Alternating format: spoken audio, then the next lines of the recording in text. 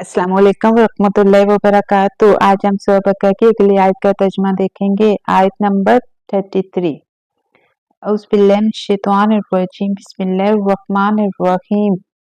ऐ आदम, उनको इन चीजों के नाम बताओ। फिर जब आदम ने उनको इनके नाम बता दिए तो अल्लाह ने फरमाया, क्या मैंने तुमको नहीं कहा था कि मैं आसमानों और जमीन की पोशीदा बातें जानता हूँ। जो कुछ तुम जाहिर करते हो और जो छुपाते हो वो भी मुझे मालूम है। अल्लाह ताला ने आदम अलैहिस्सलाम को इल्म अता किया और फरिश्तों के सामने उनकी फजीलत जाहिर की। आदम ने अल्लाह के हुक्म से अशिया के नाम फरिश्तों को बता दिए। उससे ये साबित हुआ कि असल इल्म का सरचश्मा सिर्फ अल्लाह है, वो जिसे चाहे इल्म अता करता है। अल्लाह ताला आसमान और जमीन के हर ज़ाहिर और पोशीदा को जानता है।